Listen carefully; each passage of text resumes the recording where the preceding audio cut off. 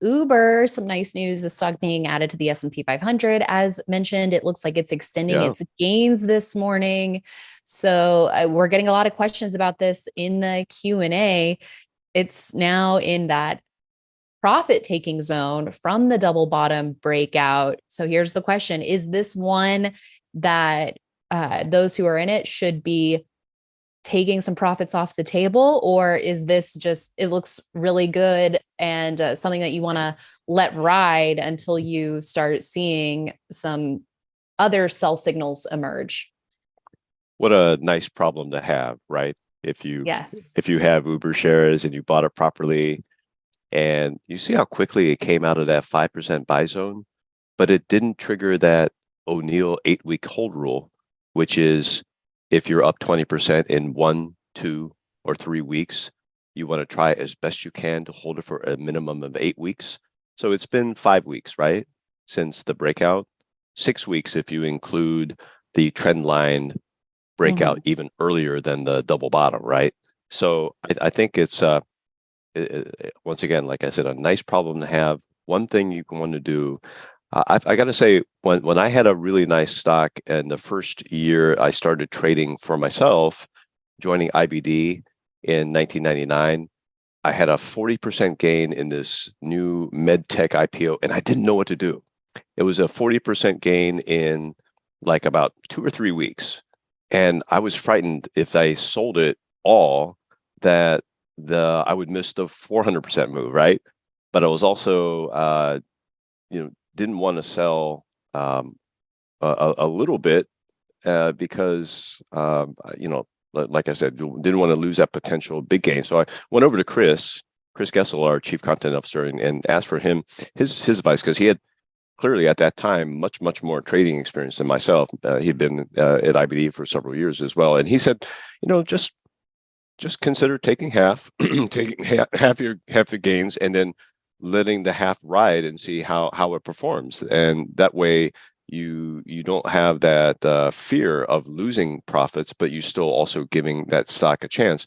In this situation, you could sell half because of that rule that you spoke about, the 20%, 25% rule, and still have half, or you could maybe sell a quarter or a third or even 5, 10% of that portfolio. No matter how big or small that stake in Uber is in your portfolio, because I guess it's going to depend on how much conviction you have in a stock. Keep in mind, I think one thing is that now at 60, we've doubled from the recent low, right, of 30.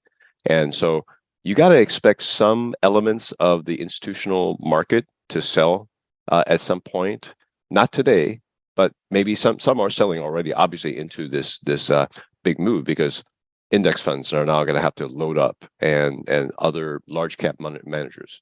But my feeling is, if I had a full position, I would consider definitely selling a quarter, and that way you can immediately sell another quarter if, for instance, it closes that gap, or the market starts to really cool off. So, like I said, selling part of your position is a very sound thing to do, and this is one of the good themes we've had all throughout the show: trimming positions even on the way up, because who knows what's going to happen in December. You just don't know.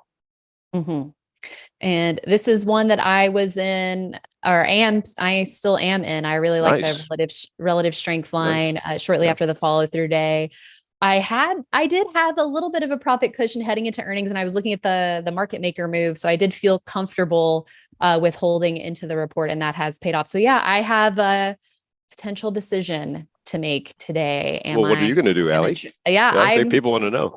yeah, I'm gonna see how it acts throughout the day. I'm gonna Hmm. see. So I may be Yeah. locking a little bit in, or I may, wait to see if it's starting to reverse. If it has a Mhm. if it has a strong close, who knows where this one could go. Well, So could I also offer two more points? please. And one is, yeah, the daily chart looks fantastic, but let's look at the weekly chart now. The Let's weekly do chart's it. going to give you a lot of intel about the history of the Ooh, stock and what it could do once it gets to 60. Because look at what it did in yep. the early 2021. It was really choppy. It was really struggling to move past 60 with conviction. And, back then in 2021, it looked like, wow, we had a great breakout past 40 out of a huge base, IPO base, or, first stage base, right? The way it acted, you thought, oh, okay, this one's going to 80. It never did. It had a monster correction, 66 to 75%. Now we've had this incredible odyssey back to those early 2021 highs. So what does it do from here? Does it form another base and then set up a beautiful new breakout?